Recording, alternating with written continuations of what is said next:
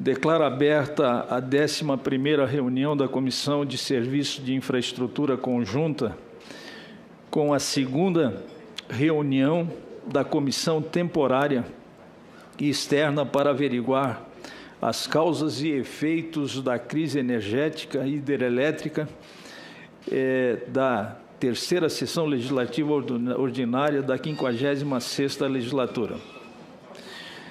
Informe que a presente reunião será interativa, transmitida ao vivo e aberta à participação de todos os interessados por meio do portal e-Cidadania na internet, no endereço senado.leg.br/e-cidadania ou pelo telefone da ouvidoria, que é o 0800 061 2211. A presente audiência pública destina a realização de audiência pública interativa com o ministro de Estado de Minas e Energia, senhor Bento Albuquerque, em atendimento aos requerimentos de número 4 e 25 de 2021 da Comissão de Serviços de Infraestrutura e ao requerimento número 1 de 2021 da Comissão Temporária Externa para averiguar as causas e efeitos da crise hidroenergética, comissão esta que é presidida pelo senador Jean Paul Prats e tem o senador José Aníbal como relator. Além do ministro Bento Albuquerque, a quem quero saudá-lo, e já comunico que Sua Excelência já se encontra sentado aqui ao meu lado direito, quero agradecer a presença de Vossa Excelência e quero já cumprimentá-lo e agradecê-lo também pela pronta e imediata marcação da nossa audiência, que foi um ato de consideração e respeito a esta comissão no Senado, a quem eu preliminarmente já agradeço a Vossa Excelência por essa iniciativa. Além do ministro de Minas e Energia, nos honram com suas presenças aqui o senhor Paulo César Magalhães Domingues, secretário de Planejamento e Desenvolvimento Energético. Também o senhor Cristiano Vieira da Silva, secretário de Energia Elétrica. O senhor Domingos Romeu Andreata, secretário adjunto de Energia Elétrica. O senhor Rafael Bastos da Silva, secretário de Petróleo, Gás Natural e Biocombustíveis. O senhor Pedro Paulo Dias Mesquita, secretário de Geologia, Mineração e Transformação Mineral. E também o senhor Pedro Hugo Teixeira de Oliveira Júnior, chefe da assessoria parlamentar de Sua Excelência, o ministro de Minas e Energia. Em razão das limitações de ordem sanitária imposta pela pandemia, a presente audiência pública interativa será realizada em formato semipresencial, com a possibilidade de participação por meio do aplicativo Zoom. Então, os senadores que desejam participar, eles podem participar também de forma remota, e que nós teremos imenso prazer de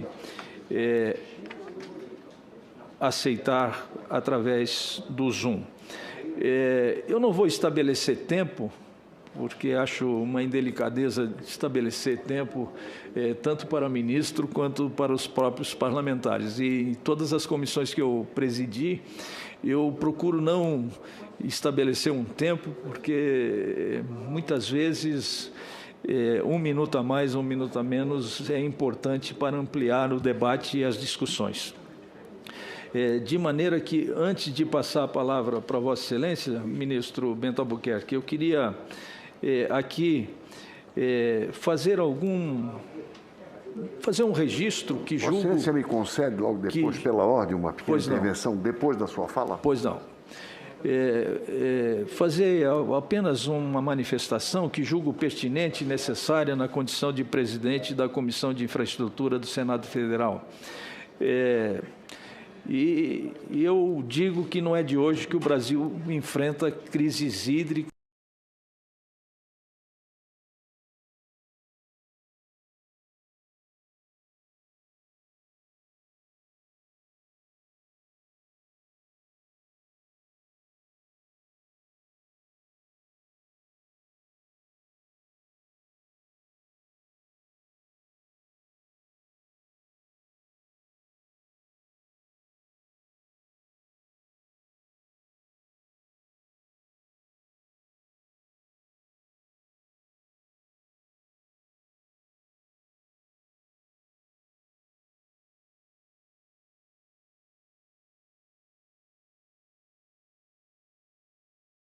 Chile.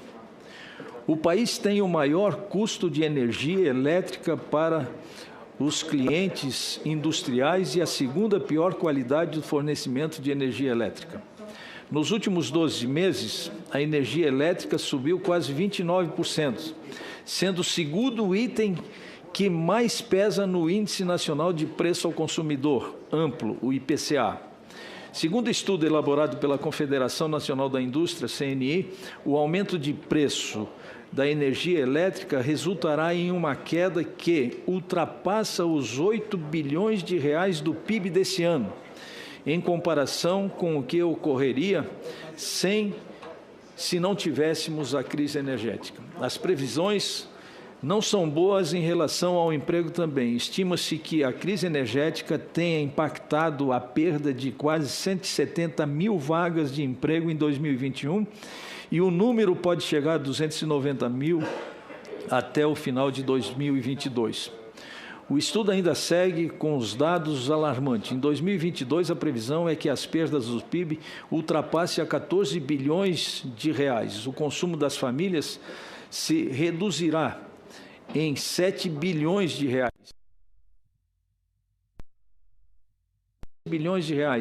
O PIB industrial, que inclui indústrias extrativas de transformação, serviços industriais e de utilidade pública e também a construção civil, deve reduzir em 2,2 bilhões de reais.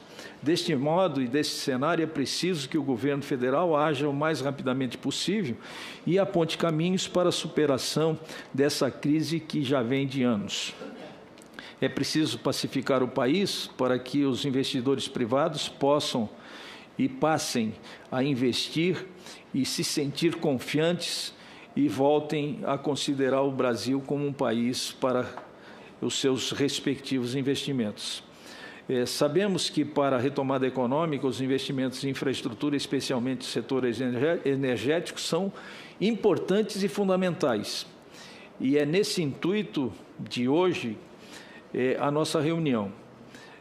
Saber exatamente, discutir especificamente como está o planejamento do Ministério de Minas e Energia, como está o atual cenário de fornecimento de energia, quais são os planos e os projetos, os programas e as ações do Ministério para o final de 2021 e para o ano de 2022. Feito essa introdução, eu ofereço a palavra, então, ao senador Esperidião, a mim, que solicitou. Em seguida, eu ofereço a palavra ao senador Zé Aníbal, que é autor também, conjuntamente, um requerimento que nós apresentamos e que os autores do requerimento têm a preferência na fala. Em seguida, ofereço a palavra para Vossa Excelência, para depois oferecer a palavra, se o senador Carlos Fávaro quiser se manifestar antes, eu ofereço a palavra para Vossa Excelência também. Caso contrário, ofereço a palavra ao ministro para que ele faça a sua exposição e depois nós possamos discutir e debater aqui os problemas e as soluções para o setor elétrico do Brasil e também de Santa Catarina, que é importante para nós enquanto representante daquele estado cuja economia é forte e diversificada e depende muito da energia para ampliar a sua área de atuação. Presidente, eu serei muito conciso. Quero fazer 3 rápidos comentários. O primeiro, como eu vou ter que sair para participar da reunião do Fórum da bancada catarinense, até se Vossa Excelência sair em bom estado daqui, sem nenhuma avaria na embarcação, será muito bem acolhido ali no plenário 9, onde a bancada de Santa Catarina, no começo desfalcada pela ausência do senador Dário Berger, estará reunida tratando das questões do orçamento da União. Mas a mesma bancada e a Assembleia Legislativa também cobrou do Ministério, no ano passado e durante o primeiro semestre deste ano, a busca de uma solução para o complexo termoelétrico da Jorge Lacerda. E eu próprio considerava uma tarefa muito difícil de ser resolvida. Solicitamos que Vossa Excelência apresentasse relatórios mensais, e acho que foi uma boa experiência, porque mensalmente a gente recebia informações do grupo de trabalho. No Brasil é costume dizer que grupo de trabalho não funciona. Funcionou. E o negócio, pelo que se sabe, resultou numa transação com boa parte dela liquidada e paga. Boa parte. Então a gente tem voz para reclamar, para duvidar, e deveria ter voz também para registrar quando uma questão difícil como essa chega a um termo que não resolveu todos os nossos problemas, mas encaminhou um problema de difícil solução, em que o governo não poderia ser o agente fazejador, como diria o Dorico Paraguaçu, né? Então, quero deixar isso consignado. Segundo, eu e certamente outros aqui presentes fomos testemunhas dos problemas do apagão de 2001. Eu era governador do Estado na época. O Dário Berger era prefeito. Nós convivemos com aquele drama e estávamos nos preparando para um drama similar neste ano. A verdade é que o Brasil teve, nesses 20 anos, uma evolução satisfatória, não, no mínimo razoável, ainda que não seja um paradigma absolutamente atual, mas teve uma solução, um conjunto um arcabouço de medidas e dispositivos que, salvo o melhor juízo, causaram muito mais temor do que dano econômico ao país, né, que foi o resultado da estiagem, comprometendo principalmente a região mais rica e produtora do país, que é o Sudeste. E eu acho que os dispositivos funcionaram, não de maneira a elidir todo o problema, mas a reduzir substancialmente tanto o temor quanto os danos. E é sobre isso que nós queremos ouvir. O que é preciso fazer para aperfeiçoar isso? Afinal, é esse o escopo do requerimento do senador Zé Aníbal, que todos nós aplaudimos.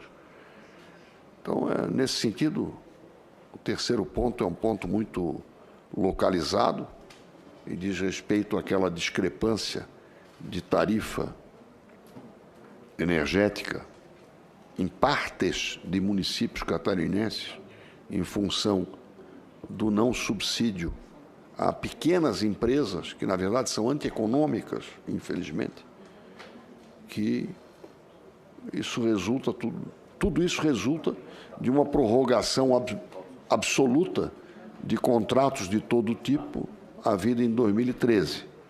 Mas acho que o Ministério também está sendo solidário e eu queria fazer esses 3 registros positivos, discrepando da minha tradição de sempre reclamar.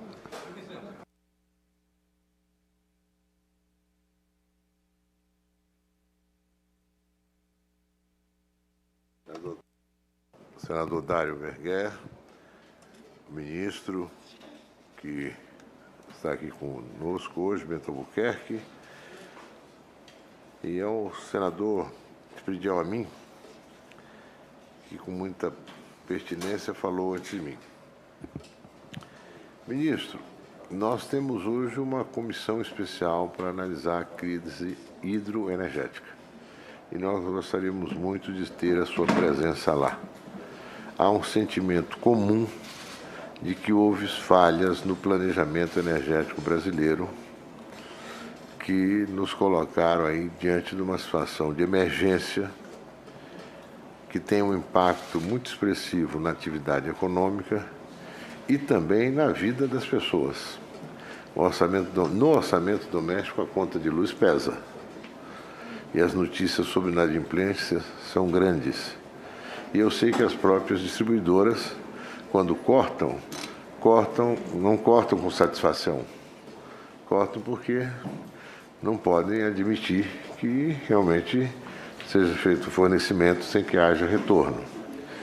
Mas é uma coisa que é pungente em certas áreas. O brasileiro não ter energia em casa, né, para o básico. Porque o custo da energia no Brasil é muito elevado. Apesar dessa matriz energética que nós temos, que é uma das mais limpas do mundo. Mas eu tenho aqui, inclusive, um caso que o Comitê de Monitoramento do Setor Elétrico, criado no governo Dilma, em 3 de junho, ele mencionava a elevada segurança energética que o Brasil apresenta, com reduzido despacho de geração termoelétrica por ordem de mérito de custo. Até porque o despacho termoelétrico é mais caro sempre, né? No nosso caso. No dia 16 de outubro, 4 meses depois, eles informaram a deliberação pelo despacho de geração termoelétrica fora da ordem de mérito e importação de energia elétrica sem substituição a partir da Argentina e do Uruguai, dentre outras medidas emergenciais. Isso foi em 2020, não é agora. Mas agora há uma inquietação sobre como anda a nossa capacidade de planejamento energético. Eu próprio, como relator dessa comissão, gostaria muito de logo ter o pessoal da EPE, que é uma empresa de reconhecida competência. Vocês viram ou não viram isso? Vocês tinham ou não tinham isso no radar? Evidentemente que tinham. Então, como é que explica que isso, esse alerta todo, não é nem alerta, isso é uma ação sistemática da EPE. Quem não ouviu, ou quem desenhou, ou quem não considerou relevante aquilo que estava sendo mostrado, né? Porque o nosso propósito é ver se a gente consegue uma boa reflexão para dar mais segurança ao setor energético. Estão sempre se criando novos órgãos, novos... O Comitê de Monitoramento do Setor Elétrico foi criado no governo Dilma, que provocou talvez um dos maiores desastres do setor elétrico brasileiro, né? Eu insisti muito quando ela fez, conversei com ela. Isso aí você vai estar dando com uma mão pequena e vai tirar com uma mão grande. Modicidade tarifária é bonito de falar, difícil de fazer. E o caminho que você está adotando não vai chegar.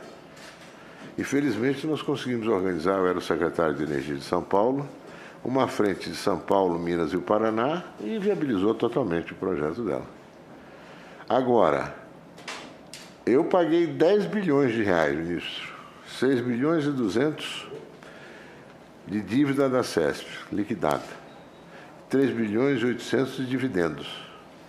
Vendemos energia a quase R$1.000 o megawatt, 980.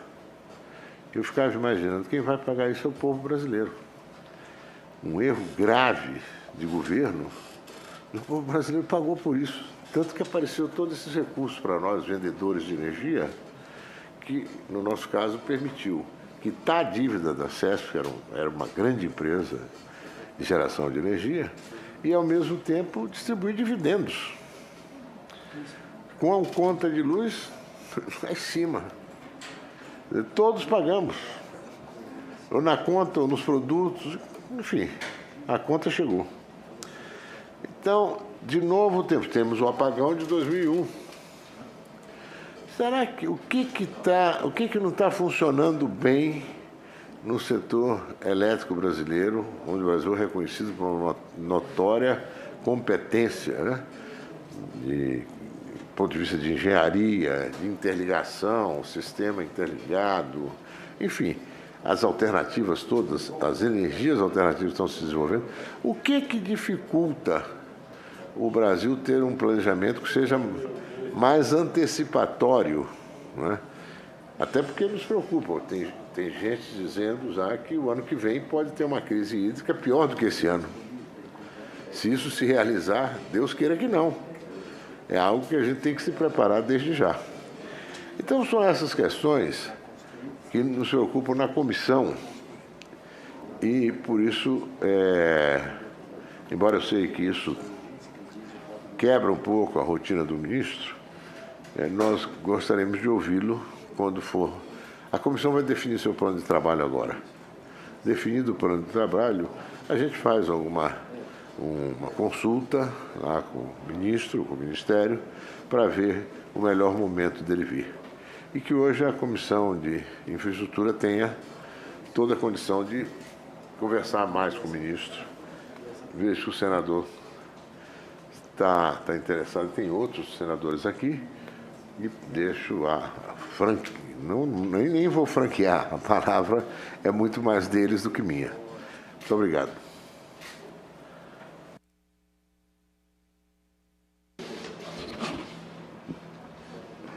Vou oferecer a palavra agora, Excelência, para o ministro para fazer a sua exposição.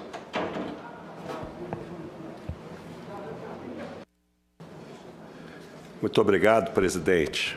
Eu gostaria de, inicialmente, mencionar o que nós conversamos um pouco antes de começar essa audiência pública, que eu considero a Comissão de Infraestrutura uma comissão que é extensão no Legislativo do Ministério de Minas e Energia.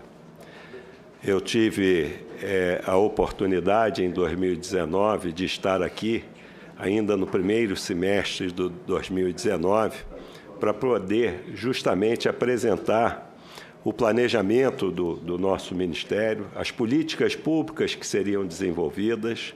Infelizmente, no ano passado, nós não pudemos estar aqui presentes, mas eu fico feliz de, em 2021, estar aqui no dia de hoje para realizar esse balanço, falar um pouquinho sobre o setor de energia e de mineração do nosso país, não só no contexto internacional, mas também no contexto nacional. Eu agradeço as manifestações do senador Esperidião a mim, e eu vou mencionar aqui também, durante a minha explanação, quão importante foi essa relação do Ministério de Minas e Energia com o Congresso Nacional e, particularmente, com as comissões de infraestrutura e de Minas e Energia da Câmara dos Deputados no decorrer desses quase 3 anos. E também, senador José Aníbal, eu gostaria de dizer ao senhor que a criação da comissão especial da crise hidroenergética, se não me falha a memória aqui, o nome dela, ela é muito bem-vinda. Nós entendemos que isso pode contribuir em muito, a agregar muito valor à nossa governança desse sistema interligado nacional. O senhor fez aí algumas menções, que é de um país continental, e eu não conheço outro país do mundo que tenha algo semelhante ao nosso. Nós costumamos dizer que cada país tem as suas próprias características, as suas vantagens competitivas, e o Brasil tem muitas vantagens competitivas, nós vamos ver isso também, e eu acho que isso só soma. A comissão, a criação, o Ministério de Minas e Energia está de portas abertas. Eu terei o máximo prazer de comparecer na comissão. E hoje aqui, até por conta da sua manifestação e de o senhor ser o relator da comissão, nós preparamos algumas informações que eu acho que poderão esclarecer alguns pontos e também contribuir até para a condução dos trabalhos da comissão. Então, dito isto, eu vou tentar ser o mais breve possível, mas eu confesso que o setor de Minas e Energia, que é base da infraestrutura brasileira, é de uma dimensão que, às vezes, nós não nos damos conta, né? Então, eu vou iniciar a nossa apresentação. Peço a gentileza de colocar na tela, por favor. Bom, eu tenho que apontar para cá. Não está dando certo. Você passa para mim? Deixa eu ver, deixa eu fazer mais uma tentativa. Também não deu certo. Então, Eu peço a gentileza de passar o slide, por favor. Bom, é o contexto, né? Vamos começar pelo contexto internacional. Como nós estamos inseridos no mundo, o setor de minas e energia. Hoje, em 2021, nós somos o 7º maior produtor de petróleo do mundo, apenas sendo superado pelos Estados Unidos, Rússia, Arábia Saudita, China, Iraque e Canadá. Passamos a ser exportadores de líquidos de petróleo em 2019, em setembro de 2019. E hoje já somos o 7º maior exportador de petróleo do mundo. Somos o 2º maior produtor e mercado consumidor de biocombustíveis do mundo, sendo superado apenas pelos Estados Unidos. E somos o 4º maior mercado de combustíveis automotivos do mundo. Até o ano passado, nós éramos o 3º, fomos ultrapassados pela Índia. Então, Estados Unidos, China e Índia estão na nossa frente como mercado consumidor de combustíveis automotivos. Temos o Sistema Interligado Nacional, ele tem a 7ª maior capacidade instalada do mundo. E somos o 2º maior em geração hidrelétrica do mundo, sendo superados apenas pela China. Daí a importância de uma crise hídrica como essa nos afeta no nosso sistema. Somos o 2º maior produtor de minério de ferro do mundo, ultrapassado apenas pela Austrália, e o 9º maior produtor mineral do mundo. E temos um potencial muito grande. Temos mais de 80 tipos de minerais no nosso território. Então, isso mostra o potencial do nosso país. Adiante, por favor. E vamos ver como nós fomos nos últimos 3 anos. O senhor falou em investimentos, o senhor falou em questões que são importantes para um país em desenvolvimento como o Brasil. Anteriormente. Presidente, nós temos de investimento contratado na carteira do PPI, nesses 3 anos, 460 bilhões, só no setor de minas e energia, que corresponde a 76% do setor de infraestrutura do país. Isso, investimentos contratados, que são dados de relevância. Se nós formos ver aqui no setor elétrico, de transmissão e de geração de energia, nós vamos ver que temos 40 bilhões de investimentos. Se formos ver no setor de petróleo e gás, que é o maior aporte disso, são 420 bilhões. E vamos ver o porquê disso, muito em breve. E no setor de mineração, ali eu não estou falando dos investimentos, não, que são da ordem de 160 bilhões nesses 3 anos. E os 198 bilhões que serão até 2025. Mas também começamos a abrir, depois de 50 anos, ofertas, tanto da CPRM, do Serviço Geológico do Brasil, quanto da Agência Nacional de Mineração. Então, esses são os dados. Adiante, por favor.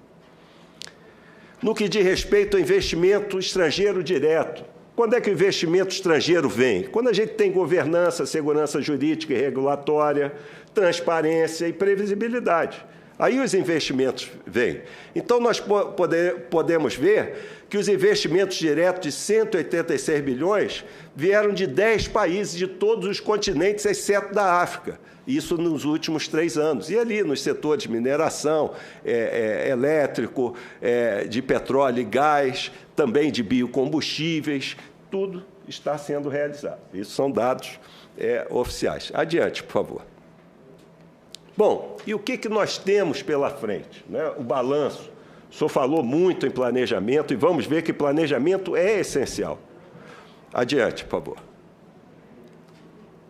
Aqui eu faço uma referência e uma reverência ao Congresso Nacional, que essas coisas aconteceram não só por meio das políticas públicas, mas principalmente pela interação que o governo teve com o Congresso Nacional. Nesses últimos quase 3 anos, nós aprovamos aqui no Congresso Nacional 5 medidas provisórias do setor elétrico, que a última que foi aprovada aqui foi em 2016. Nós aprovamos 5 medidas provisórias que proporcionou isenção da conta de energia para consumidores de baixa renda, também alívio tarifário dentro dessa tarifa que foi citada aqui pelo senador José Aníbal e também pelo senhor no início, que é uma das tarifas mais caras do mundo, e nós temos que trabalhar isso. Também permitimos a manutenção e segurança do setor elétrico. Apesar da pandemia, nós não tivemos, e fomos reconhecidos, inclusive, por agências internacionais de energia, como um dos primeiros países que tomaram providências para a estabilidade do setor, tendo em vista também a imprevisibilidade que nós tínhamos e ainda temos para o futuro.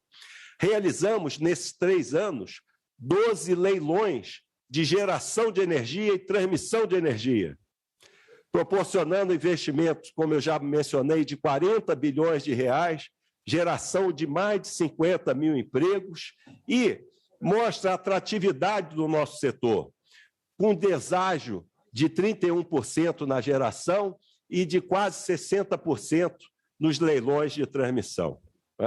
E vamos realizar agora, no final do ano, o leilão de capacidade, de reserva de capacidade, que será fundamental, senador José Aníbal, para que nós não possamos enfrentar futuras crises hídricas ou escassez hídricas que nós veremos, e também com geração de empregos e por aí vai.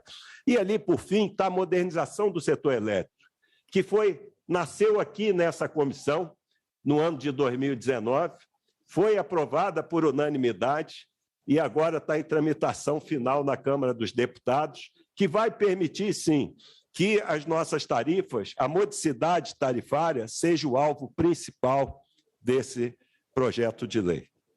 Adiante, por favor.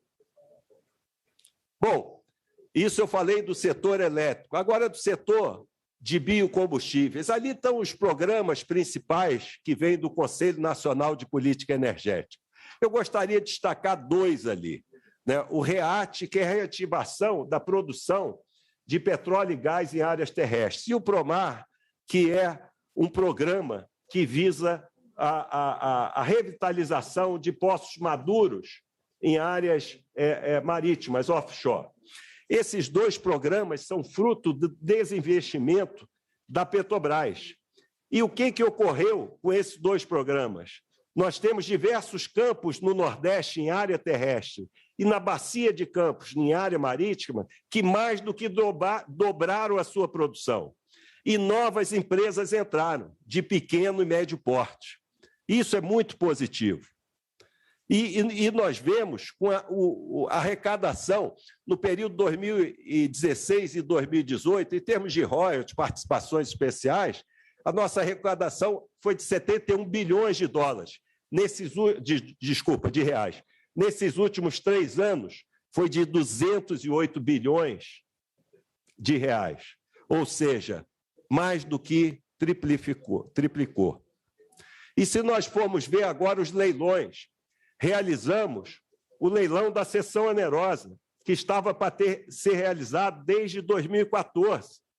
E só foi possível porque o Congresso Nacional aprovou uma PEC e um projeto de lei complementar. E aí realizamos o maior leilão de petróleo e gás do mundo, que foi os campos de Búzios e Itapu, que teve a maior arrecadação de bônus do país, 70 bilhões. Até 2019, nós arrecadamos, com todos os leilões de petróleo e gás no Brasil, 60 bilhões. Apenas em 2019, em novembro de 2019, no dia 6 de novembro de 2019, foram 70 bilhões. Com os outros leilões, foram 84 bilhões de reais arrecadados em bônus de assinatura. E também realizamos a maior transferência voluntária desses bônus, cerca de 12 bilhões de reais, para estados e municípios ao longo de 2019 e 2020. E o que nós temos pela frente em 2021? Agora, no dia 17 de dezembro, vamos realizar o 2º maior leilão de petróleo e gás do mundo, que são os campos da seção onerosa de CEP e Atapu, que vão permitir investimentos da ordem de 200 bilhões de reais, vão aumentar as nossas reservas conhecidas em 12%. E vai aumentar a nossa produção de petróleo e gás em 20%. Se hoje nós já somos o 7º maior produtor de petróleo do mundo, em 2030 nós seremos o 5º maior produtor de petróleo e gás do mundo. E está aqui um leilão que vai ocorrer no dia 17 de dezembro e que vai haver uma transferência também para estados e municípios de 7,7 bilhões de reais. Adiante, por favor. E no setor de mineração, também foi bastante exitoso os resultados. Nós podemos ver a arrecadação da CEFEM, né, que é o royalty da mineração, ela cresceu 133%. Em 2019, foi 4,5 bilhões de reais. Em 2021, 10,5 bilhões de reais. Se nós formos ver a produção, lógico, se a arrecadação aumentou, a produção tem que ter aumentado. Ela cresceu 15% nesses 3 anos e aumentou também o faturamento em 95%. Isso está, evidentemente, que está realizado. Já falei dos leilões da CPRM, da ANP, e a mineração brasileira, particularmente o minério de ferro, passou a ser o primeiro na balança comercial brasileira, nas exportações brasileiras. O primeiro é o minério de ferro, o segundo é a soja e o terceiro é o petróleo. Os 3 principais itens das nossas exportações. Adiante, por favor. Bom, e o que nós temos pela frente, fruto do nosso planejamento, no nosso plano decenal de expansão da energia. O que vem pela frente? Investimentos de 2,1 trilhão de reais em exploração e produção de petróleo e gás, 95 bilhões em gás natural, derivados de petróleo, 22 bilhões, biocombustível, 68 bilhões, num total de 2,31 bilhões, né, e somado tudo que tem ali no setor de elétrico, são mais 400 bilhões de reais. E, para se ter ideia dos investimentos na mineração, que tem uma outra governança, no período até 2025, nós temos programado, como eu já tinha adiantado, 198 bilhões de reais. Adiante, por favor. Bom, agora vamos falar do preço dos combustíveis, que é um assunto que está na ordem do dia e eu não poderia deixar de mencionar isso na reunião aqui hoje. Bom, vamos lá, o que ocorreu, e foi mencionado aqui, particularmente em 2021, como aumentou, né? Então, por que houve aumento nesses valores? Principalmente pela alta do petróleo, que só em 2021, 60%, e com tendência agora da chegada do inverno no hemisfério norte, do preço do petróleo subir um pouco mais. Aí os senhores vão me perguntar, ou poderiam me perguntar, mas, ministro, o Brasil aumentou a produção dele, mas a produção no mundo caiu. Os investimentos em petróleo e gás no mundo, nos últimos 3 anos, caiu 40%. Caíram 40%. E agora nós temos uma crise de oferta e demanda. A demanda é maior do que a oferta. Daí o aumento. Então, se nós formos ver, o preço ali saiu de $66, né, em janeiro de 2020, o preço do barril de petróleo em abril do ano passado, chegou a $17, em abril de 2020. E a produção caindo, né? Produção caindo. Aí veio o aumento da demanda, aí o valor dele subiu, hoje está na ordem ali dos $84, né? E se nós formos ver a desvalorização cambial, o nosso câmbio saiu em janeiro de 2020 de R$ 4,00 e hoje está na ordem de R$ 5,55. Então, isso tudo leva a esse aumento no preço dos combustíveis. Além disso, né, Volta, por gentileza.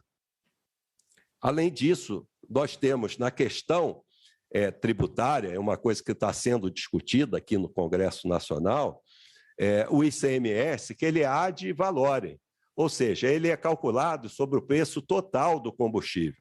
Da forma que o combustível o preço dele na refinaria vai subindo, ele vai crescendo numa proporção maior do que o preço na própria refinaria. Tá?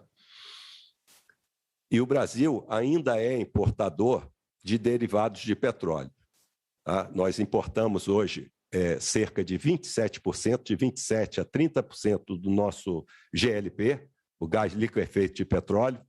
Nós importamos cerca de 25% do nosso óleo diesel e importamos de 6% a 8% de gasolina que consumimos aqui no Brasil. E só lembrando que nós somos o 4º maior consumidor de combustíveis automotivos do mundo. Tá? Adiante, por favor. Bom, aqui, para a gente ter noção desses números, né, o valor de mercado em bilhões de reais é de 607 bilhões de reais, que corresponde a, por exemplo, 50% da receita líquida da União em 2020. Isso é o comércio de combustíveis no Brasil. Daí a importância deles para a União, para os estados e até mesmo para os municípios. É para a gente ter noção da grandeza desse mercado. E ali eu botei apenas esses gráficos, é sempre, né, para mostrar ali quais são as alíquotas. Né? Tem o produtor, importador, quanto é que custa ali, é a parte azul. Depois nós temos o biocombustível no Brasil, que é um programa que se iniciou há 50 anos atrás e que tem crescido, e isso tem sido muito bom, que nós temos uma matriz de transporte que talvez seja considerada, em termos de tamanho de país, a mais limpa do mundo, por conta dos biocombustíveis. Ele tem uma importância grande, e ali os impostos, que são o tributo estadual e as margens de distribuição. Adiante, por favor. Bom, e aí nós vamos aqui agora falar, mas como é que esse preço, né? Se fala muito do preço de paridade internacional, por que ele é praticado, né? Por que a empresa, né? Primeiro que não existe só uma empresa de petróleo e gás no Brasil, né? A maior delas é a Petrobras, mas há outras empresas, como nós vimos, que estão entrando no mercado. A Petrobras já se desfez de 2 refinarias dela e tem processo de mais 4, talvez no final desse ano, no início do próximo ano, e outros agentes estão entrando. Mas, se a gente for na lei do petróleo, né, no artigo 61, que é a lei de 1997, a gente vê que a Petrobras é uma sociedade de economia mista, e isso é muito importante. Né? A maior parte dos acionistas não é a União. 63% dos acionistas são privados. Fundos de pensão do exterior, do Brasil. Né? Então, a Petrobras é uma sociedade de economia mista que é vinculada ao Ministério de Minas e Energia e está ali, é responsável pela pesquisa, lava, refinação, processamento, comércio e transporte. E lá, no parágrafo 1º do artigo 1.1, as atividades econômicas referidas neste artigo serão desenvolvidas pela Petrobras em caráter de livre competição com outras empresas, em função das condições de mercado. Por isso que eu mencionei aos senhores antes as condições do mercado, e agora estou citando o caso particular da Petrobras. Adiante, por favor. E aí nós vamos à lei das SA, né, que é de 1976, para mostrar que não pode haver interferência, e não há e nunca houve interferência na Petrobras ou no mercado de combustíveis, onde quer que seja. Está ali do seu artigo 1.1, na linha C, promover autorização estatutária, emissão de valor imobiliário, por exemplo, não tem por fim o interesse da companhia e vise a causar prejuízo aos acionistas minoritários. É esses que eu me referi, presidente, que são os acionistas minoritários, né, da própria Petrobras. aos que trabalham na empresa, aos investidores. Adiante, por favor. E agora a gente vem na lei das estatais, que é mais recente, 2016, né? No seu artigo 90, as ações e deliberações do órgão ou ente de controle, no caso o Ministério de Minas e Energia, poderia ser o Conselho Nacional de Política Energética, não podem implicar interferência na gestão das empresas públicas. No caso, a Petrobras é uma empresa pública de economia mista, né? E a ela submetida nem ingerência no exercício de suas competências ou na definição de políticas públicas. Adiante, por favor. Bom, e o Estatuto da Petrobras, né, ele diz lá no seu Estatuto que, quando orientada pela União a contribuir para o interesse público, a companhia somente assumirá obrigações ou responsabilidades que respeitem as condições de mercado. E 2, a União compensará a cada exercício social a companhia pela diferença entre as condições de mercado definidas e o resultado operacional ou retorno econômico da obrigação assumida. Adiante. Bom, e o que fazer com tudo isso? Com essa situação, com essa conjuntura? Temos temas em tramitação aqui no Congresso Nacional, a questão da monofasia para o ICMS, alíquotas ad rem está no momento aqui no Senado Federal, a alteração da metodologia também do preço médio ponderado ao consumidor final, que é realizado hoje de 15 em 15 dias. Esse é um outro ponto importante que tem que ser considerado, que ele vai contribuir mais ainda para o aumento do preço final ao consumidor. E no Executivo também, alguns tributos já foram reduzidos, outros estão em análise tem que haver compensação. O colchão tributário, que é uma medida que possa permitir ao longo do tempo que essas variações dos preços do petróleo e também dos combustíveis possa ser compensada de alguma forma, e uma reserva estabilizadora de preço, que seria uma reserva de capital para que pudesse ser aplicado quando houvesse uma volatilidade muito grande. Adiante, por favor. Bom, senador José Aníbal, chegou agora a nossa parte que vamos falar da situação hidroenergética, né? A situação hidroenergética. O que nos levou, no ano de 2021, a ter que enfrentar esse grande desafio? Que nós tivemos a pior afluência histórica de setembro de 2020 a setembro de 2021, nos últimos 91 anos. Essa foi a pior afluência que nós tivemos. E isso em todos os nossos subsistemas. Nós podemos dizer que nós temos o sistema Centro-Oeste-Sudeste, que é responsável por 70%. Nós temos da região Nordeste, que é responsável aproximadamente por 17%. Temos na região Sul, que é responsável por 8%, e na região Norte, que é responsável por aproximadamente 5%. Então, nós tivemos a pior afluência em todos os subsistemas do país. E começamos a adotar medidas de segurança para garantir o fornecimento de energia elétrica, tanto para o ano de 2021, quando também, evidentemente, vai impactar no ano de 2022, em outubro de 2020. Nós vamos ver depois, ali numa linha do tempo, as principais medidas que começamos a adotar desde então. Então, em setembro de 2020, quando nós observamos que nós tivemos a pior afluência dos últimos 91 anos, isso chamou atenção e nos levou a começar a adotar medidas por meio do Comitê de Monitoramento do Setor Elétrico. Adiante, por favor. Bom, como é que é a governança? O nosso senador José Aníbal já mencionou algumas, né? Mas apenas, né, para contextualizar. Nós temos o Conselho Nacional de Política Energética, que é composto por 10 ministérios e é presidido pelo Ministério de Minas e Energia, que é o assessoramento direto ao presidente da República e também é responsável por formulação de políticas e diretrizes de energia.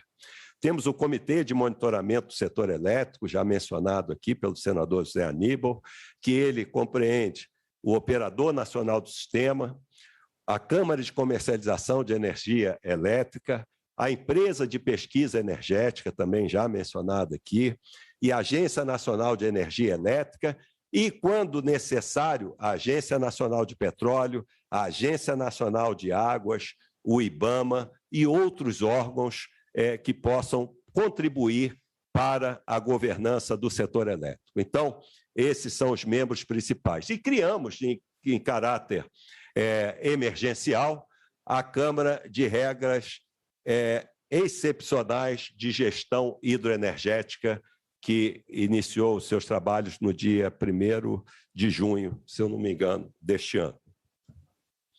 Adiante, por favor. Agora é importante, né? Se falou aqui em 2001, né?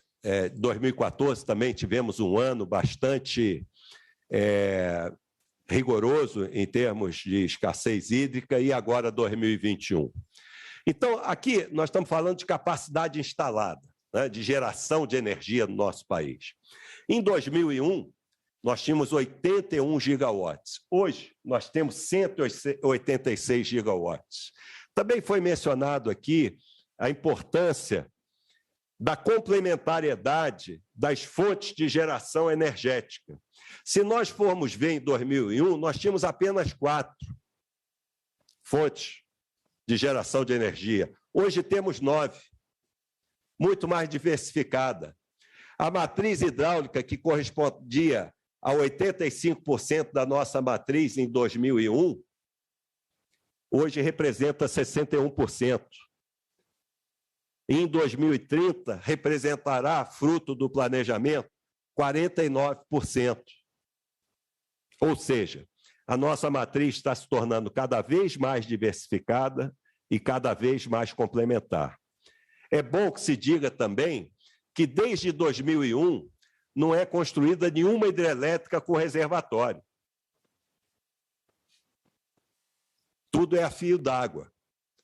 Belo Monte, por exemplo, que é a maior hidrelétrica brasileira, ela só produz energia de janeiro a maio.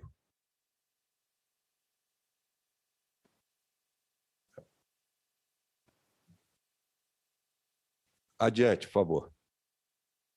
E as linhas de transmissão também são fundamentais. Como eu disse, nós temos essa peculiaridade de ser um sistema interligado. Não sei se o senhor se recorda, acho que foi fevereiro desse ano ou do ano passado, que o Texas teve um apagão e ficou alguns dias com apagão, porque lá o sistema não é interligado com os outros estados. E se nós, hoje, passamos ou estamos passando por essa escassez hídrica, sem ter racionamento e sem ter apagão, é também por conta de que o nosso sistema cresceu muito de 2001 a 2021. Em 2001, nós tivemos que adotar o racionamento, entre outras razões, porque nós não tínhamos como transferir, por exemplo, a energia do sul do país para o centro de carga, que era o Sudeste. Nós não tínhamos linhas de transmissão suficientes. Esse ano, o Nordeste foi importantíssimo para que transferisse energia para a região Sudeste, Centro-Oeste. Isso foi fundamental também para o enfrentamento dessa situação hidroenergética. Então, esses números aí também são bastante significativos. Adiante, por favor. E qual é o nosso planejamento? O senhor já mencionou, o planejamento é fundamental. E nós temos, em termos de planejamento energético, 2 planos. Um é o plano decenal de energia, de expansão de energia, que nós atualizamos ano a ano. A última atualização dele, antes de 2019, tinha sido 2017. Nós já fizemos 3 atualizações do plano, que o maior instrumento é a EPR, o senhor tem razão nisso. Nós atualizamos ele a cada ano, vamos apresentar agora em fevereiro, o próximo, e temos também o nosso Plano Nacional de Energia, que não era atualizado, se eu não me engano, há 16 anos. Um país como o nosso não pode viver sem um plano de longo prazo, de 30 anos, e que seja atualizado, até fruto do desenvolvimento tecnológico que ocorre com o surgimento de novas fontes. Então, esse plano, depois de 16, 17 anos, ele foi atualizado em 2019 e agora será atualizado a cada 5 anos ou quando se fizer necessário. Então, é essa expansão que a gente vê, e a gente, aqui, como eu falei para os senhores, em 2030 teremos apenas 49% de geração hidráulica. Adiante, por favor. Agora, senador José Aníbal, o senhor me desculpa eu me dirigir ao senhor, mas é apenas para mostrar, naquela linha do tempo que eu havia mencionado, que foi a gestão da situação de escassez hidroenergética, e, se eu não me engano, o senhor até mencionou algumas medidas, né, que foram adotadas, fruto em junho, né, eu anotei aqui em junho de 2020 e depois em outubro de 2020. Né. Em junho, né, nós não utilizamos, fruto da reunião do CMSE, o nosso parque termoelétrico, porque houve uma queda na demanda de energia muito grande, que foi o ano da pandemia, ano passado, né, 2020, em junho. Então, a energia caiu, os nossos reservatórios estavam cheios. E nós não poderíamos prever o futuro, que em setembro teria a pior afluência dos últimos 91 anos. Aí, como eu falei, em outubro, que o senador também mencionou, muito corretamente, nós começamos o despacho da geração termoelétrica adicional, fora da ordem do mérito, e também a importação de energia do Uruguai e da Argentina. Em dezembro de 2020, iniciamos uma campanha de uso consciente da água e energia. Em maio de 2021, criamos uma sala de situação. Tudo isso é extra-governança. Tudo isso é extra o Comitê de Monitoramento do Setor Elétrico. Tudo isso foi feito. E aqui eu quero dizer que, nesse período, de abril a maio de 2021, eu estive com o presidente do Senado Federal, com o presidente da Câmara Federal, eu estive com o presidente do STF, eu estive com o Procurador-Geral da República, eu estive com o presidente de todos os tribunais apresentando a situação. Como também conversei com diversos atores que conduziram o processo em 2001.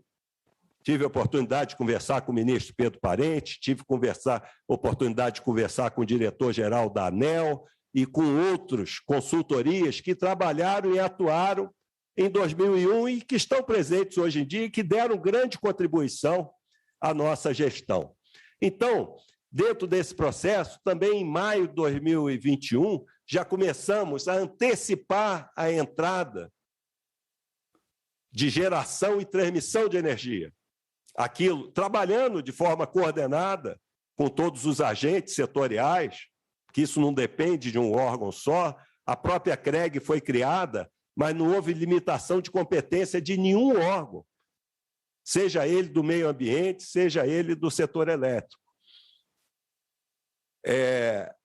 Também ações mais técnicas, né, para flexibilização de restrições hidráulicas, flexibilização de intercâmbio de energia elétrica, desenvolvemos o programa de incentivo à redução voluntária do consumo de energia elétrica para consumidores regulados, programa de resposta voluntária da demanda, redução do consumo de energia elétrica entre 10% e 20% dos órgãos públicos, Realizamos um leilão também de contratação simplificada, já visando o período 2022 a 2025, ou seja, uma série de medidas foram adotadas ao longo do último ano para o enfrentamento dessa escassez hidroenergética. Adiante, por favor. Bom, e quais foram os ganhos que nós tivemos com essas medidas todas adotadas? Talvez muitos das senhoras e dos senhores tenham lido na imprensa que, a partir do final de agosto, se iniciaria um racionamento de energia no nosso país. E é verdade, se nós considerarmos apenas uma fotografia do que estava no início do ano, 23,7% da capacidade de armazenamento, né, que foi lá em outubro do ano passado, chegaríamos ali, em agosto de 2021, com 10% da nossa capacidade de armazenamento hidráulica. Sabe o que isso significa? Perda de governança do setor elétrico. É racionamento e apagão. Com as medidas que nós adotamos, nós chegamos em agosto com 21%, chegamos a setembro com 16,7% e agora já estamos com 18,7%.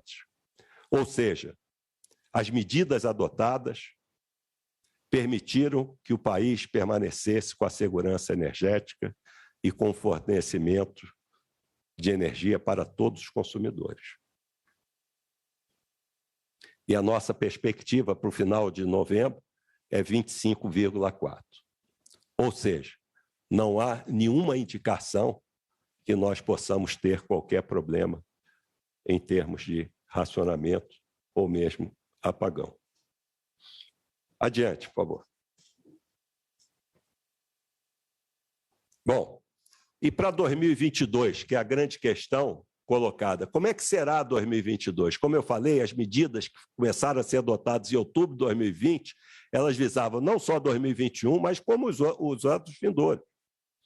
Então, se nós observarmos ali, né, nessa linha do tempo, que vai de outubro de 21 até maio de 22, os senhores podem observar, se nós tivermos a mesma escassez hídrica, que foi a pior dos últimos 90 anos, nesse período úmido que começou agora, nós vamos chegar com 42,6% em maio de 2022, o que nos permite a governança com certa tranquilidade em relação ao ano de 2022.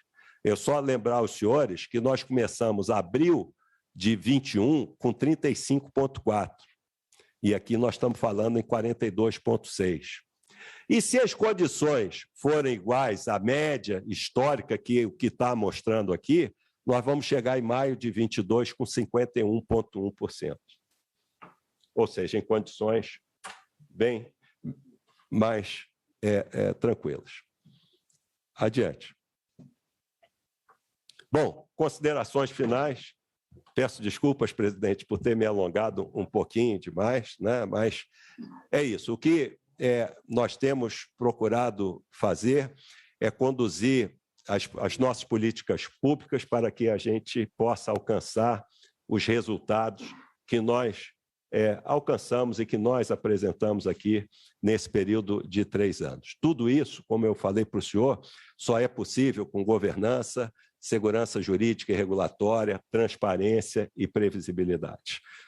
Também é aquilo que eu reforço muito, o executivo e o legislativo são fundamentais dentro desse processo, que foi o que permitiu que nós estabelecêssemos políticas emergenciais e estruturantes e passássemos por esse período de pandemia. Aí, por fim, essa reverência que eu faço ao Congresso Nacional, que foi fundamental para os setores de mineração e energia do nosso país nos últimos 3 anos. Muito obrigado, presidente. Nós é que agradecemos a Vossa Excelência, cumprimentamos pela apresentação E vamos, então, ao debate. Me pede a palavra o senador Carlos Fávaro. Em seguida, eu vou passar a palavra para o senador Messias de Jesus, que ele está no Zoom. Posteriormente, passarei a palavra, então, para o senador Chico Rodrigues. Vossa Excelência tem a palavra, senador Carlos Fávaro. Muito obrigado, senhor presidente. Dário Bergamo. Também queria cumprimentar o nosso senador relator, Zé Aníbal, está ausente aqui um pouquinho, por aqui, dessa importante reunião, deste debate. Cumprimentar o senador Vanderlan e o senador Chico Rodrigues, em especial o ministro Bento, agradecê-lo pela presteza de vir aqui a esta comissão, debater, apresentar os números tão relevantes nessa crise energética que o nosso país vive, tanto na questão elétrica como também dos combustíveis, como bem foi explanado para o senhor. Quero que me permita, primeiro, fazer algumas considerações com relação à sua apresentação, senhor ministro. A crise energética, sem sombra de dúvida, é a grande fonte geradora a crise hídrica, desculpe corrigir, a falta de chuvas no ano de 2020, que foi grande gerador dessa escassez de energia elétrica. Mas eu entendo, e como o senhor bem disse, que não era possível planejar ou prever a falta de chuva nos meses, no verão, né, de chuvas do ano de 2020 a 2021, mas o Executivo vive de previsibilidade, de antever as situações. Claro que uma questão climática dessa foi até extrapolada, com uma seca sem precedentes no ano de 2020. Mas as consequências e talvez a tomada de decisão do enfrentamento, e agora, como o senhor bem apresentou, estamos superando a iminência de uma escassez de energia e apagões. Fica claro que, graças a Deus e a competência que tiveram, o senhor e a sua equipe, nós vamos superar esse desafio. Mas a que preço? Né? Por isso, eu quero, primeiramente, entender qual foi a lógica da contratação de energia nessa reserva emergencial. O último leilão, por exemplo, foi lançado pelo governo a compra de 2 novos modelos para gás e biodiesel, termos elétricos. É claro, qual a lógica é que é mais rápido de se instalar. E a resposta é muito mais rápida. Mas foi comprado o megawatt-hora a R$ 1.700, ou até mais que isso. E os brasileiros estão pagando essa conta. Nós, todos os brasileiros, estamos pagando essa conta. E por que não contratar, incentivar mais a biomassa, que também é rápida para se instalar? Nós temos matéria-prima pronta para instalar e nos mesmos poucos meses, 5, 6 meses da instalação de uma termoelétrica a gás ou a diesel, poderíamos instalar mais usinas a biomassa sendo contratada a 345, não a 1.700. E o estímulo também, senhor ministro, para que nós possamos fazer investimentos em hidrelétricas. Os leilões, a contratação de energia hidrelétrica hoje, senador Vanderlan, a R$ 180, R$ 190. Se estrategicamente nós puxarmos o preço a R$ 300. Ah, mas é caro no futuro para o brasileiro pagar R$ 300 o megawatt-hora. Mas e agora estamos pagando 1.700? Se nós estimulássemos a construção de novas hidrelétricas ou PCHs a R$ 300, o mercado buscaria financiamento, começariam a aprovar projetos e nós teríamos a certeza, no futuro muito próximo, uma estabilidade de energia. Então, esse é o primeiro ponto. Queria entender a lógica. Eu sei que foi emergencial, vamos contratar energia a diesel e a gás a 1.700. Mas por que não estimular a de biomassa a 345, que é 5 vezes mais barata? O segundo ponto, senhor ministro, o questionamento é com relação aos combustíveis. Também são fatores extra-governança aqui nacional, como o senhor bem disse, os preços dos combustíveis. É óbvio, chegar a $17 o barril foi pela falta de consumo. O mundo parou. O mundo parou, teve momentos que deram combustível, que estava boiando em águas internacionais, dando combustível para alguém queimar. Né? E aí o preço médio caiu a $17 em abril de 2020. Mas a retomada e a volta da economia acelerada, e claro, o velho modelo de combustíveis, do cartel dos produtores de combustíveis mundiais, fez que esse barril chegue a 83 e podendo, como o senhor mesmo disse, ultrapassar esse preço de $83 o barril.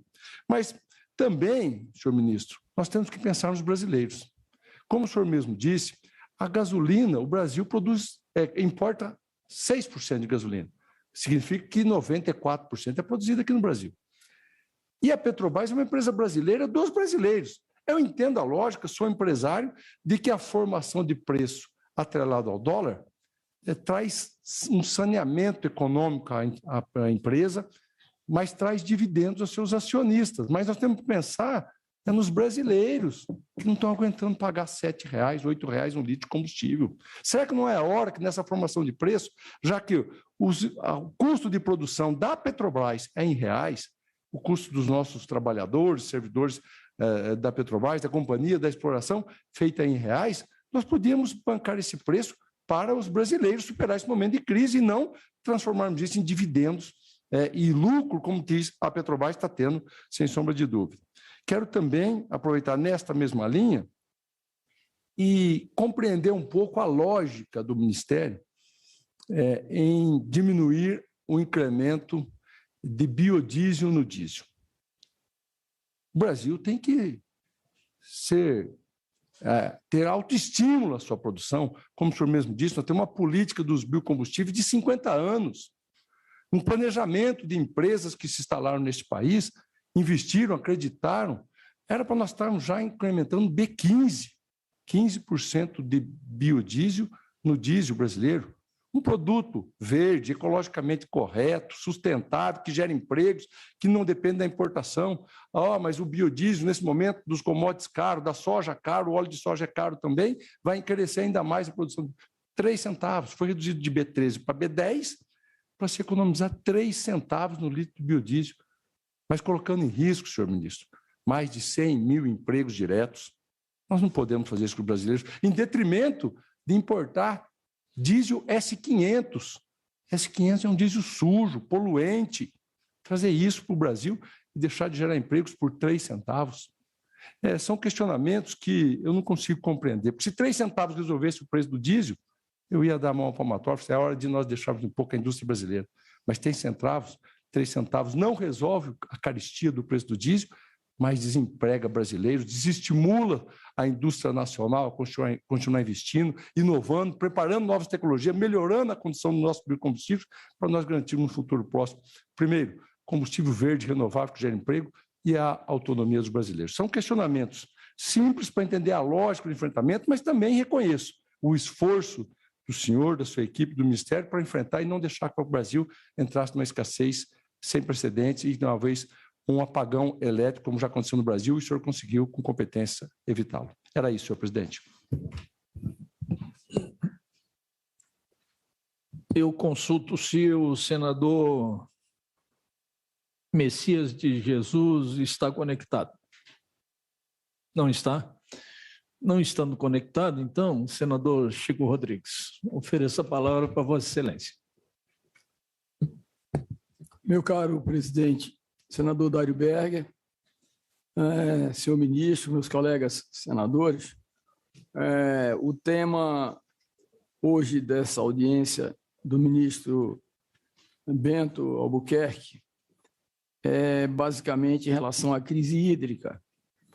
No entanto, eu gostaria de derivar para outros temas que também são importantes e relevantes para o país, para a região amazônica, para o meu estado especificamente, e que são afetos ao Ministério das Minas e Energia.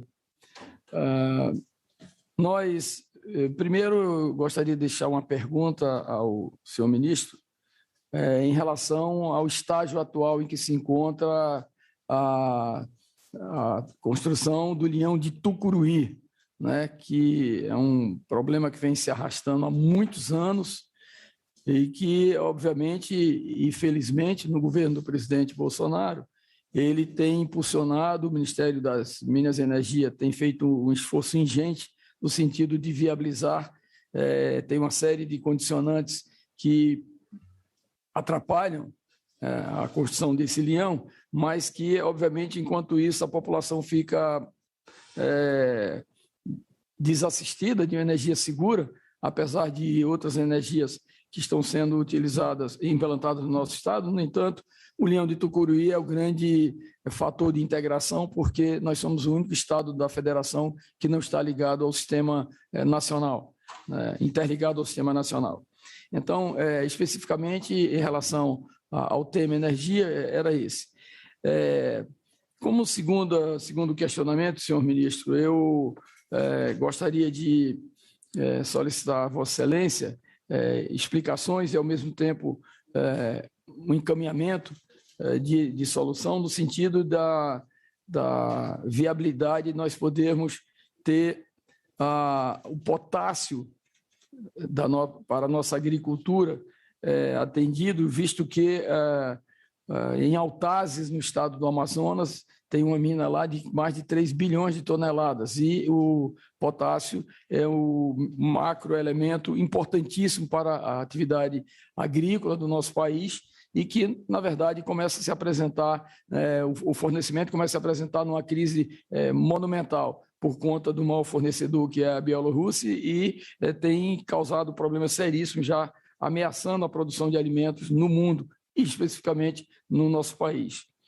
E terceiro assunto que eu gostaria de falar era exatamente em relação ao nosso Estado, que tem praticamente, senhor ministro, como Vossa Excelência sabe, a tabela periódica, né? Nós temos a tabela periódica, isso é claro, evidente, inquestionável, que em um momento ou outro, ou agora ou mais tarde, essas riquezas elas deverão ser racionalmente exploradas. Tem questões e condicionantes terríveis, principalmente com relação a organizações não governamentais, as ONGs, questões ambientais e regularização, e nós vivemos num estado pobre, miserável, sob um solo rico, com abundância de minerais estratégicos de toda a ordem. E apenas para citar alguns, nós temos as terras raras, que são minerais cobiçados por todos os países do mundo, né? Nós temos em vários locais já identificados, na Serra do Ajarani, no repartimento, e no município do Caroebe, município de Mucajaí. Temos o grafeno em uma quantidade abundante também, e entendemos que tem que ser ordenada a sua exploração. O diamante nas áreas do rio Mucajaú, do rio Maú, na região da Serra do Sol. Ouro nem se fala. Por isso que nós temos mais de 30 mil garimpeiros na área dos Yanomamis, né? E de forma ilegal, é bem verdade, mas porque a abundância do ouro ali é alguma coisa inexplicável. O vanádio, o nióbio, o fosfato, casterita, né? Entre outros. Então, o Ministério das Minas e Energia, que tem um arco que abriga vários segmentos de interesse da economia nacional, na área específica dos minerais, nós entendemos que o Estado é um largo estuário em que se dirige para todos os lados, de norte a sul, de leste a oeste, para essas ocorrências minerais, e que deve haver, num momento de crise em que vive a humanidade, em que vive o Brasil, etc., explorar essas riquezas, o que seria importante para Roraima, importante para a Amazônia, importante para o Brasil. Portanto, eu gostaria que Vossa Excelência, apesar, volto a dizer, ao tema específico da crise hídrica, no entanto, é uma oportunidade que nós temos de ver, a nível de Brasil, nessa televisão que hoje tem um alcance enorme, as explicações para essas questões que elas são recorrentes no momento atual em que vivemos. Então, presidente Dário Berger, me perdoe a desviar do tema fundamental dessa apresentação do senhor ministro, mas tenho certeza que o Brasil inteiro deve olhar para esse mapa aqui e ver que nós somos um Estado que merece uma atenção especial do governo, dos governos, obviamente, mas especialmente do governo atual.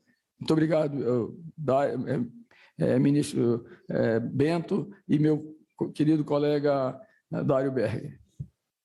Eu que agradeço a Vossa Excelência. Ministro, o senador Wellington Fagundes, que é um homem da infraestrutura, me deixou aqui algumas perguntas, eu estava aqui observando e me parece que a maioria delas o senhor já sanou na sua longa e brilhante apresentação.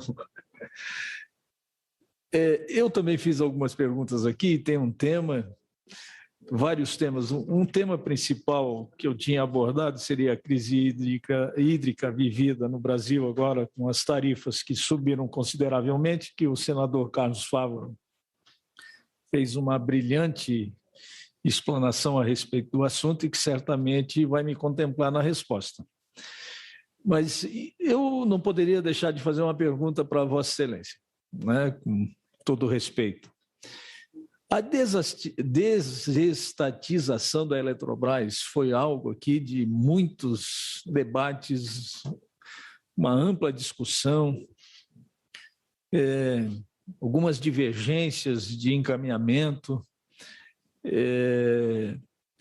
aqui no Congresso Nacional e com a própria sociedade, que é um tema extremamente sensível e polêmico. Passado alguns meses da sua votação, qual é a sua visão, qual é a expectativa que o Ministério tem tido com relação aos investimentos privados e como ficarão, na sua opinião, as tarifas de energia elétrica? Esse tema é um tema caro para o Brasil, porque envolve a nossa soberania energética. E, pelo que eu tenho de informações e pelo que estudei da matéria, as economias mais destacadas do mundo inteiro, a maioria delas, se não quase todas, ou se não todas, não abriram mão dessa autonomia pública, porque energia é vital para o desenvolvimento do país. E o poder público, o lucro do poder público é o desenvolvimento do país, é a qualidade de vida das pessoas, enquanto que a iniciativa privada, eu sou da iniciativa privada, quer dizer, a iniciativa privada tem por objetivo único e principal o lucro, né? Se não for atraente, não se investe. Quer dizer, então é uma questão que sempre me preocupou, continua me preocupando, porque envolve aí também a nossa soberania hídrica, que a nossa matriz energética preponderantemente se dá pelo sistema das nossas águas e dos nossos rios, e me preocupa bastante. Então, acrescentando as perguntas que foram feitas por a Vossa Excelência, eu gostaria de acrescentar essa questão da Eletrobras, que é um tema que é recorrente e que muito nos interessa a opinião do governo, especialmente a opinião de Vossa Excelência. Eu ofereço a palavra a Vossa Excelência para responder. Muito obrigado, presidente. Queria agradecer todas as perguntas, os comentários. Eu acho que poderão, até com as minhas respostas, complementar um pouquinho o que a gente apresentou aqui. Em relação à gestão hidroenergética, né, que o senhor comentou, senador Carlos Fávaro, do custo. O custo efetivamente aumentou. Para o senhor ter ideia, para nós alcançarmos aquela capacidade de armazenamento que é fundamental para a nossa segurança energética, nós gastamos 28 bilhões de reais. E não tivemos, como sabemos, nem o racionamento, nem apagão. Em 2001, houve também algo semelhante em termos de escassez hídrica e houve também uma gestão. E houve racionamento, alguns apagões. E se gastou 120 bilhões de reais.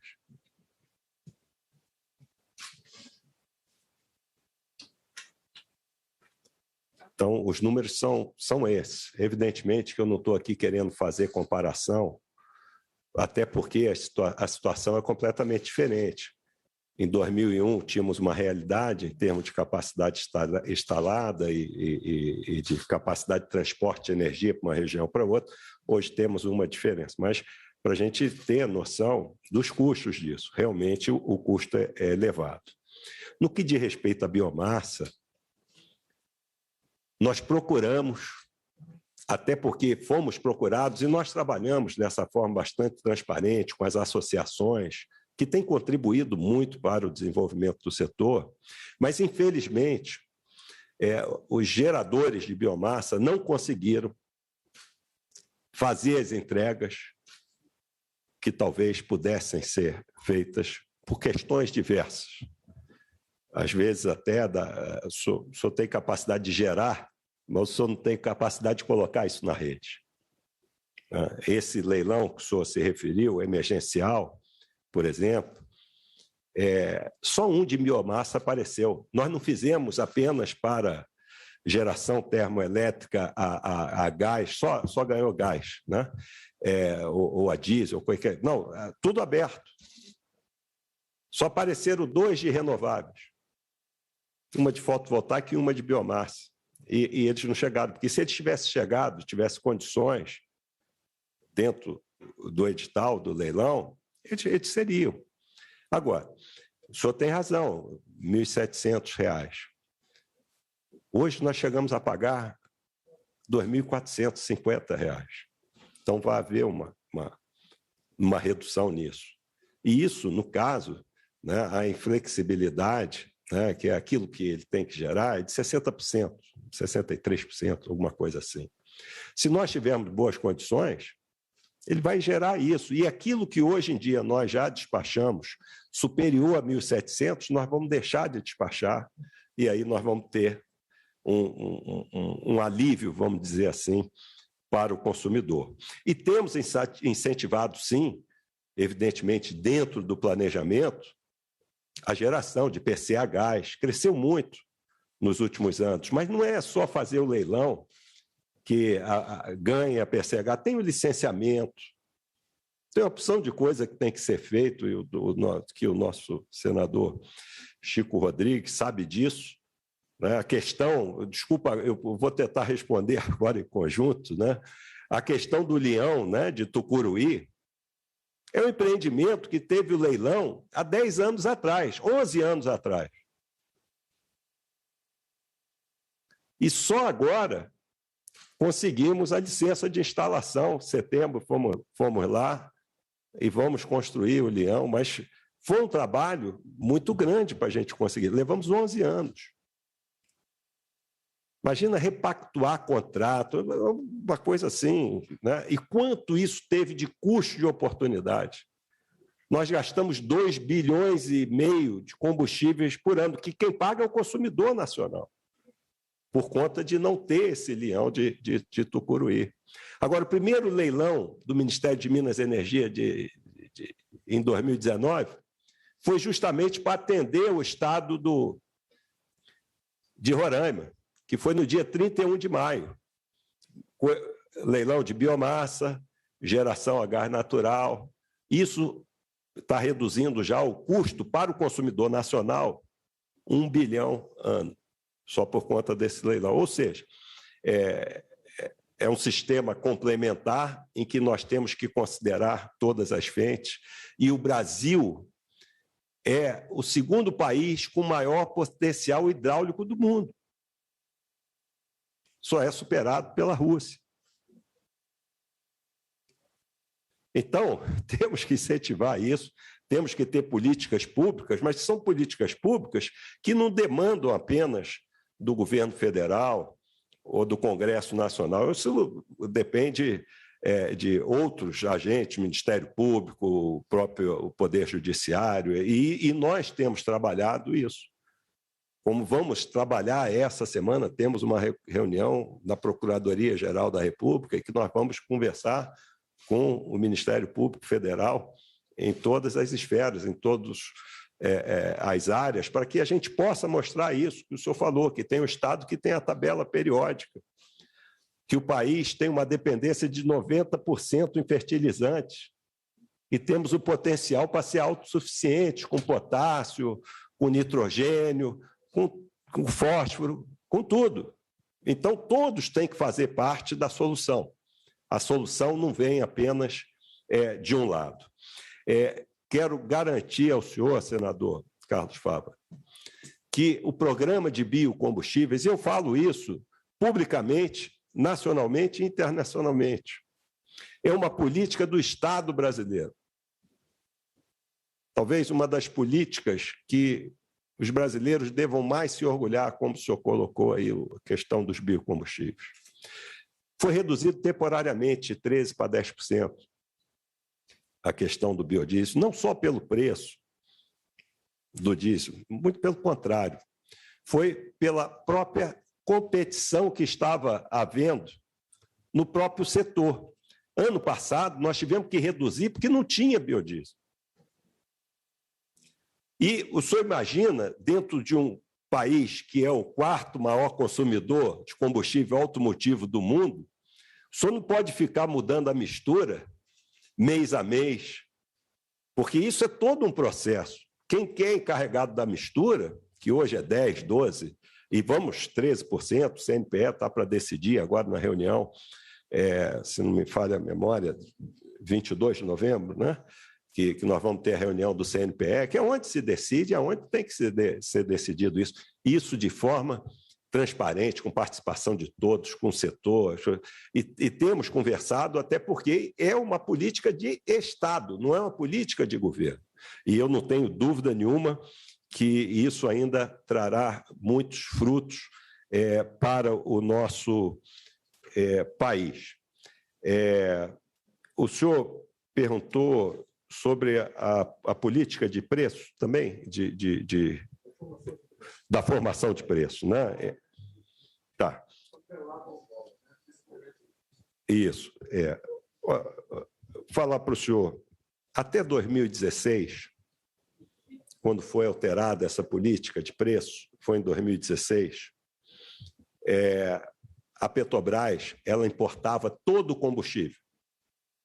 Esse 27%, esse 25%, 6%, 8%, todo ele era importado pela Petrobras.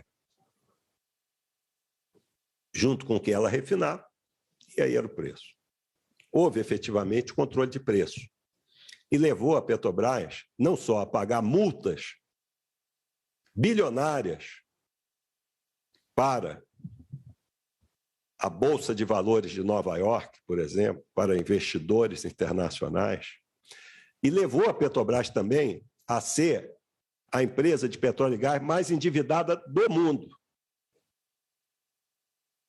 por conta dessa política de controle de preços, que estava também contrariando o nosso próprio arcabouço legal, que eu mostrei aqui, que vem desde 1997. Então, a nosso ver, é lógico que não pode deixar, não é questão de deixar ou não deixar. O preço da energia cresceu no mundo todo, o preço dos combustíveis cresceu no mundo todo. O que nós temos que fazer é, de acordo com as nossas características e as nossas vantagens competitivas, estabelecermos as nossas políticas públicas para que o consumidor brasileiro ele tenha o preço mais justo possível e que possa minimizar os impactos socioeconômicos na nossa sociedade. Então, é isso que tem que ser feito, e eu acho que isso é que tem que ser construído, junto com o Congresso Nacional, junto com todos os agentes setoriais, para que a gente possa chegar lá. As coisas não são tão simples assim. Ontem, eu fui a Itaboraí visitar o Comperj, não visitar o Comperj, porque o Comperj, se as pessoas não sabem, é uma refinaria que começou a construção dela em 2006 e deveria ter terminado em 2012. Né? E não foi concluída até hoje. E nem será concluída. Mas lá agora vai ter uma unidade de processamento de gás natural, que vai receber, a partir do final do ano que vem, início de 2023, 21 milhões de metros cúbicos de gás natural por dia. Ou seja, vai permitir que diversas empresas, e já estão se instalando lá, possam utilizar o gás natural para os seus processos industriais e tudo. Então, eu fui lá. Aquela refinaria, o senhor viu, né? Eu falei 2006, 2012. É o que normalmente leva de tempo para uma refinaria, para refinar de 150 a 200 mil barris por dia, para entrar em operação. Sabe quanto se perdeu lá em recursos? 28 bilhões de reais.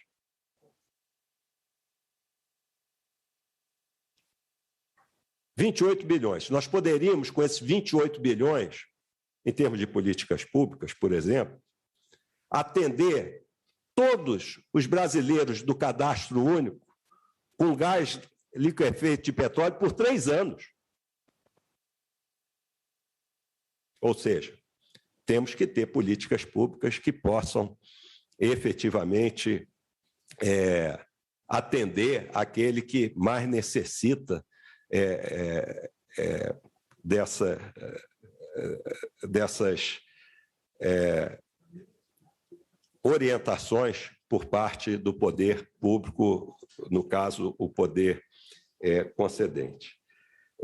Bom, senador Chico Rodrigues, eu acho que a questão de Autazes é uma questão que está no âmbito do Ministério já desde 2019 como uma prioridade que pode tornar o nosso país autossuficiente em potássio. Em relação ao Leão de Tucuruí, a implantação dos canteiros e início das obras se darão no início do ano que vem. Então, eu acho que isso é um ganho para o Estado de Roraima, é um ganho para o Brasil como um todo, que terá o seu país efetivamente totalmente interligado. Eu acho que eu já respondi as coisas aqui no que diz respeito ao que nós temos fazendo trabalho junto ao Ministério Público, essa questão desses empreendimentos de mineração no país como um todo. Agora, senador e presidente da Comissão de Infraestrutura, senador Dário Berg, Eletrobras, que o senhor muito bem colocou. Primeiro, eu gostaria de tranquilizar a todos que, em termos hídricos, a capitalização da Eletrobras, ou desestatização, como o senhor colocou, ou vamos falar da privatização, que a Petrobras vai se tornar uma corporação, né? Na realidade, ninguém terá mais do que 10% de poder de voto, a União permanecerá com cerca de 45%, 47% das ações, o que será muito bom para a própria União. Agora, no que diz respeito aos recursos hídricos, isso pertence à União. O operador de uma usina hidrelétrica, ele não gera da forma como ele quer, utilizando os recursos hídricos como ele bem entender.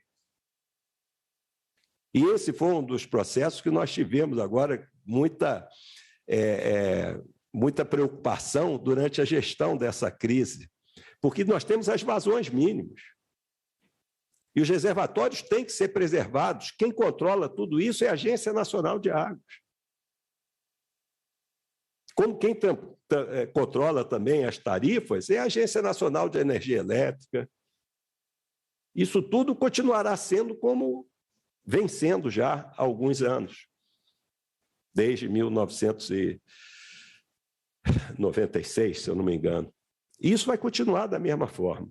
O que nós entendemos que será benéfico para a sociedade brasileira é que a Eletrobras, se não me falha a memória, ela deixou de participar de leilões desde 2010. Hoje, ela tem cerca de 30% da geração de energia e 45% da transmissão de energia. Há 10 anos atrás, era bem mais.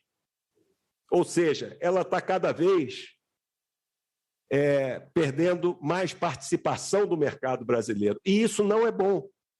Essa capitalização vai permitir que ela volte a realizar investimentos. Ela vai tornar o mercado mais competitivo.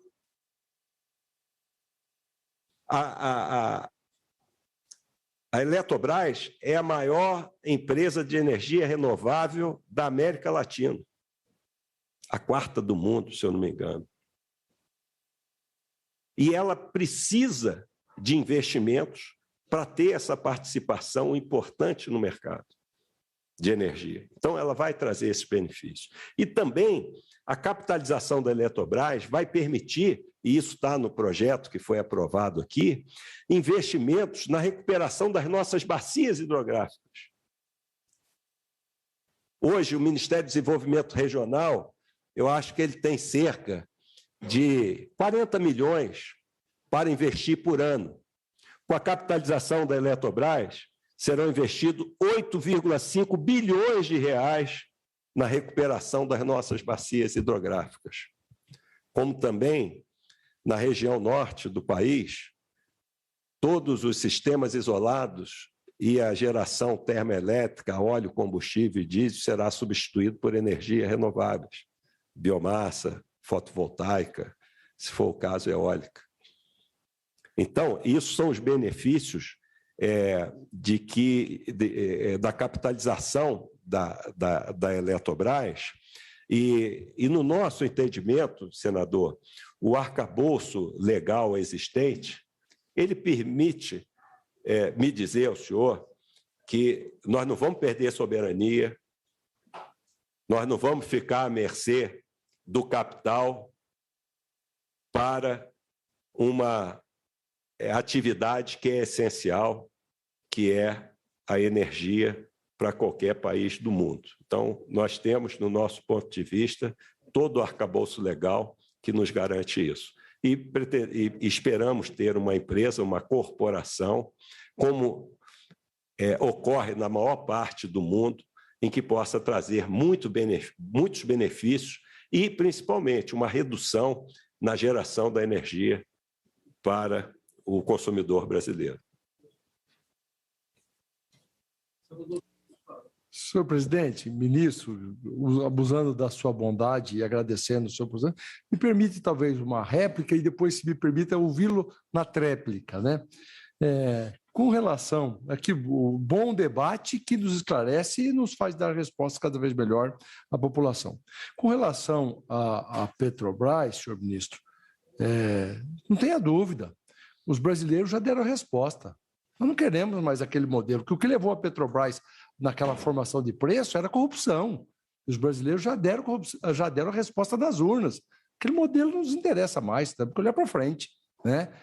Se uma refinaria que era para ser construída em 6 anos até hoje não ficou pronta e agora está sendo mudado o objetivo dela, com os objetivos mais sólidos, republicanos, de geração de gás, é isso que esperamos mesmo, e aí vem os parabéns e louvável a iniciativa, mas eu quero olhar para frente, né? O questionamento que fiz, claro que eu sei por que gerou aquele controle de preços, a corrupção instalada, mas como disse, repito, os brasileiros já deram a resposta, não queremos mais aquilo lá não, né? E graças a Deus que superamos, e temos um governo que eu não vejo uma fumaça de corrupção acontecendo nem na Petrobras e nem em outros órgãos, e por isso tem todos os méritos. Mas o questionamento, eu queria ouvir do senhor, se conseguimos evoluir, se nós temos lá 27, aqueles números, 27, 25, 6% de importação de combustíveis pronto, e somos um autossuficiente na produção de petróleo bruto, será que não era a hora dessa empresa pública brasileira de capital misto, que tem sim que levar seus dividendos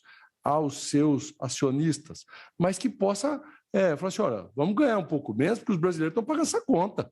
Essa empresa é dos brasileiros.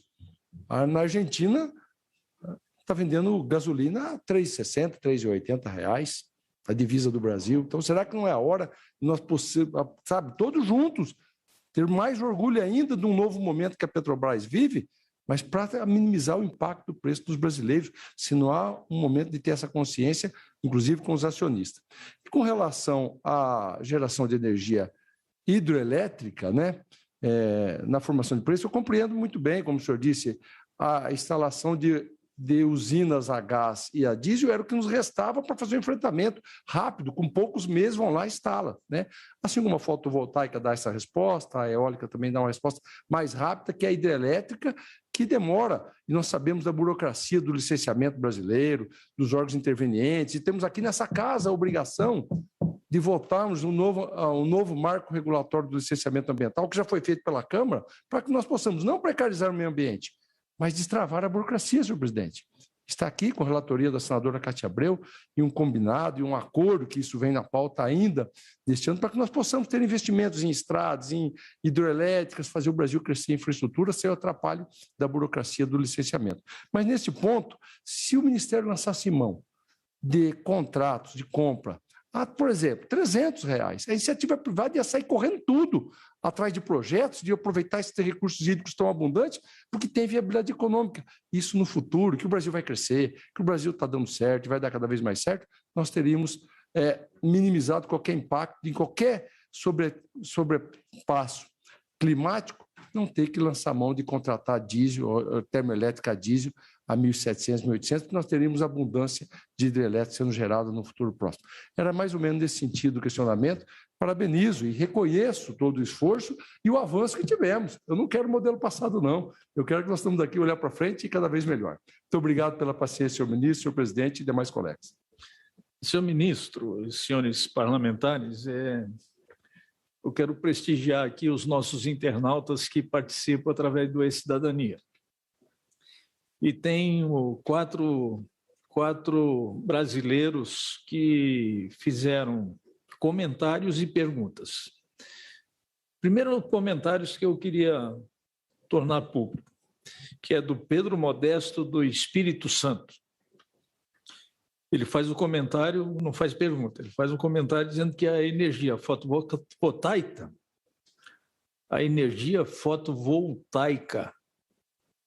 esse meu fará as usinas hidrelétricas economizarem grande quantidade de água nos horários de pico de consumo. É um comentário que ele faz.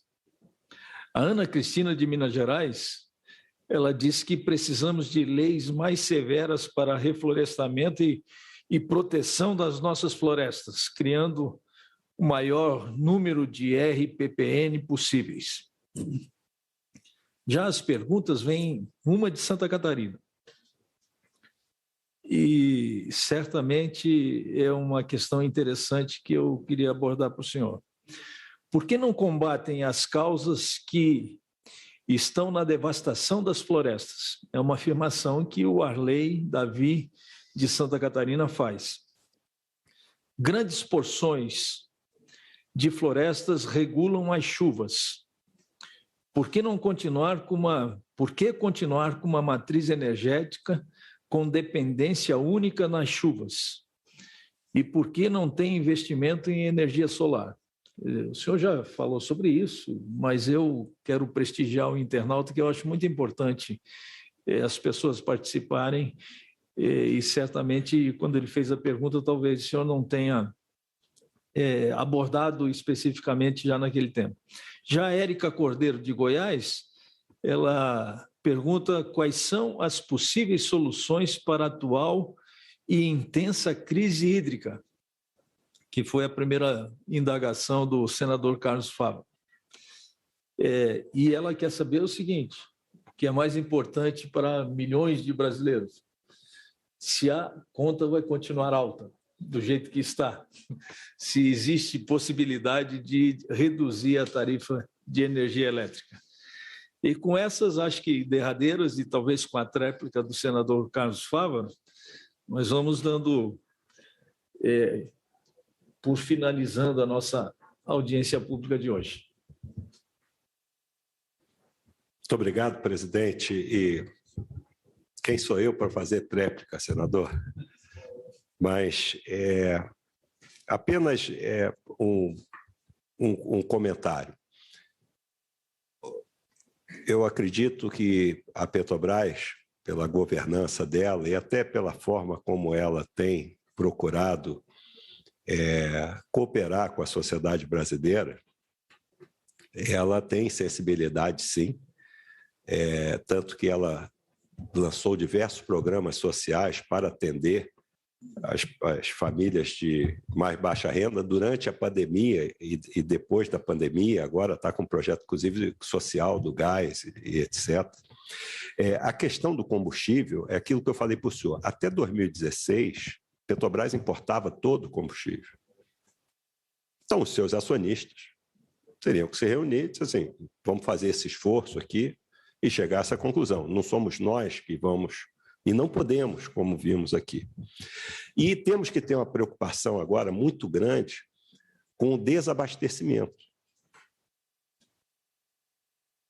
Porque a importação do combustível, né, que a gente pensa, né, que leva no mínimo 90 dias para o senhor fechar um contrato e tal, não sei o quê. Então, hoje nós temos uma parcela do mercado, cerca de 20% do mercado de combustíveis, que não é da Petrobras.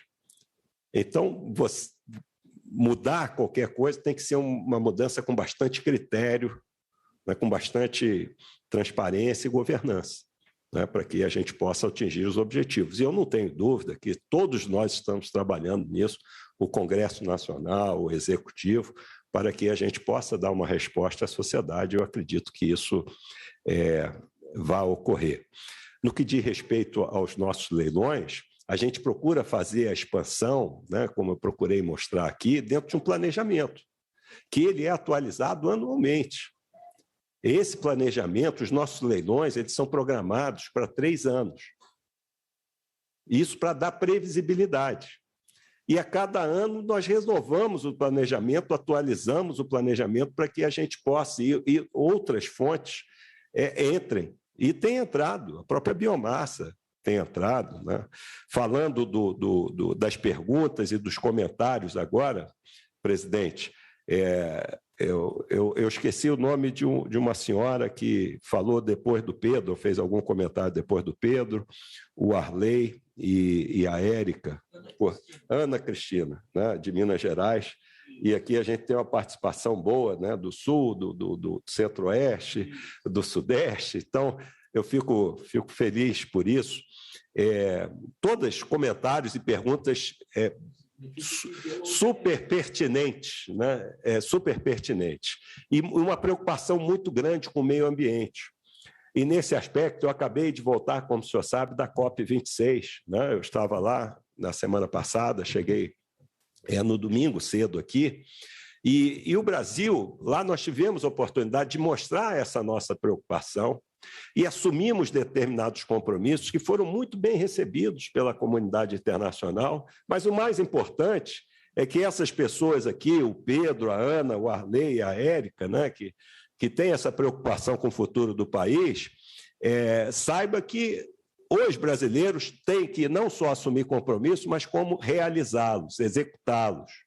E nós assumimos um compromisso de não só eliminar o deflorestamento até 2028, mas como fazer um reflorestamento também até essa data expressiva, para que a gente possa recuperar aquilo que foi devastado.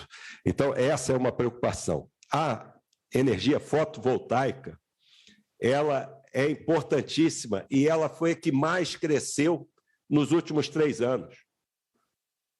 Mas ela não dobrou, não. Ela triplicou. Quando eu mostrei ali a evolução da nossa matriz, em 2014, solar inexistente. A eólica, que é outra renovável, era 1% da nossa matriz. Hoje, as duas já são 16% da nossa matriz. Em 2030, serão 25%. As duas terão 25% da nossa matriz. A solar é que mais cresce. O Pedro está certo quando ele diz que a energia solar ela pode aliviar o pico, e isso foi fundamental.